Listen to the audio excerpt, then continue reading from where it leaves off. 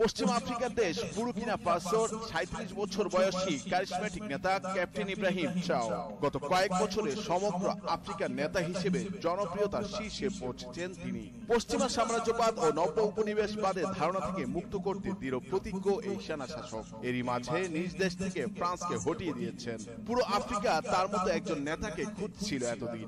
দেশপ্রেমের জন্য ইব্রাহিমকে চে গুয়েভারার সাথেও তুলনা করছেন অনেকেই। বিবিসি বাংলার এক প্রতিবেদনে বলা হয়েছে, আফ্রিকার বাইরেও অনেক দেশে ইব্রাহিম ট্রাওরের এই ভাবধারা ব্যাপক জনপ্রিয়তা পেয়েছে। তার সমর্থকরা তাকে আফ্রিকার চে গুয়েভারা নামে পরিচিত বুরকিনা ফাসোর মার্কিস্ট বিপ্লবী নেতা থমাস সাঙ্কারার উত্তরসূরি হিসেবে মনে করেন। আন্তর্জাতিক কনসালটেন্সি ফার্ম কন্ট্রোল রিস্কের সিনিয়র গবেষক বেভারলি ওচিয়েং বলেছেন, ট্রাওরের ব্যাপক প্রভাব। আমি কেনিয়া রাজনীতিবিদ আর লেখকদের বলতে শুনেছি যে তারা বলছেন আমরা এতদিন পর কাঙ্ক্ষিত নেতা পেয়েছি। অনেক আফ্রিকানই এখন আফ্রিকার সঙ্গে পশ্চিমা দেশগুলোর সম্পর্ক নিয়ে প্রশ্ন করছেন। তাদের জিজ্ঞাসা, বিপুল মাত্রায় সম্পদ থাকার পরও কেন আফ্রিকা মহাদেশ এখনো চরম দারিদ্র্যের মধ্যে রয়েছে। আর আফ্রিকানদের এই মনোভাবই প্রতিধ্বনিত হয় ইব্রাহিম ট্রাওরের কার্যক্রমে। সেনা অভ্যুত্থানে ২০২২ সালে ক্ষমতা গ্রহণ করার পর ট্রাওরের সরকার সাবেক ঔপনিবেশিক শক্তি ফ্রান্সের সঙ্গে সম্পর্ক ছিন্ন করে রাশিয়ার সঙ্গে সম্পর্ক দৃঢ় করেছে। বুরকিনা ফাসোতে বামপন্থী অর্থনৈতিক নীতি প্রণয়ন ও রাশিয়ার প্যারামিলিটারি ব্রিগেড মোতায়েনের মতো সিদ্ধান্তের মাধ্যমে তা অনেকটা পরিষ্কার হয়। বিপুল পরিমাণ খনিজ সম্পদ সমৃদ্ধ বুরকিনা ফাসোর বেশ কয়েকটি স্বর্ণের খনি বিদেশি প্রতিষ্ঠানের হাত থেকে রাষ্ট্রীয় মালিকানার অধীনে নিয়ে এসেছেন ট্রাওরের সেনা সরকার। গত মাসে তারা ঘোষণা দিয়েছে যে বিদেশি মালিকানাধীন আরো খনি রাষ্ট্রীয় মালিকানায় নিয়ে আসার পরিকল্পনা রয়েছে তাদের।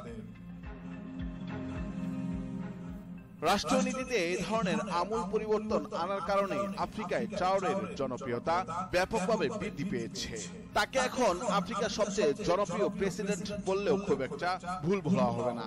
সোশ্যাল মিডিয়ার প্রচারণার ফলে তার জনপ্রিয়তা আরো বেড়েছে। ট্রাওর প্রথম আফ্রিকানদের কাছে জনপ্রিয়তা পান যখন ২০২৩ সালে রাশিয়া আফ্রিকা সামিটে তিনি বক্তব্য দেন। সে সময় তিনি আফ্রিকান নেতাদের উদ্দেশ্যে বলেছিলেন, প্রতিবার সাম্রাজ্যবাদী নেতাদের ঘোরানো ছড়ির ইশারায় পুতুলের মতো নাচা বন্ধ করুন। তার ওই বক্তব্য সে সময় রাশিয়ার গণমাধ্যমে ফলাভাবে প্রচার করা হয়েছিল। ট্রাওরকে পুরো আফ্রিকার নেতা হিসেবে তুলে ধরতে ওই প্রচারণা গুরুত্বপূর্ণ ভূমিকা পালন করেছিল।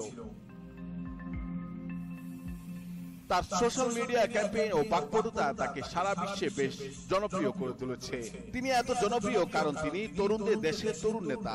বুরকিনা ফাসোর জনসংখ্যার বর্তমান গড় বয়স ১৭.৭ বছর। এছাড়া তিনি মিডিয়াকে বোঝেন এবং তিনি অতীতের উদাহরণ ব্যবহার করে নিজেকে থমাস সাঙ্কারার উত্তরসূরি হিসেবে প্রতিষ্ঠিত করেছেন। তিনি রাজনৈতিক খেলাটা বোঝেন। যুদ্ধ বিধ্বস্ত একটি দেশের আতঙ্কিত মানুষকে সুন্দর ভবিষ্যতের স্বপ্ন দেখিয়েছেন তিনি। এই খেলায় তিনি বেশ সুকৌশলী খেলোয়াড়। ট্রাওরের অধীনে রাশিয়ার সঙ্গে সম্পর্ক উন্নয়ন করায় বুরকিনা ফাসোর অর্থনীতিও শক্তিশালী হয়েছে।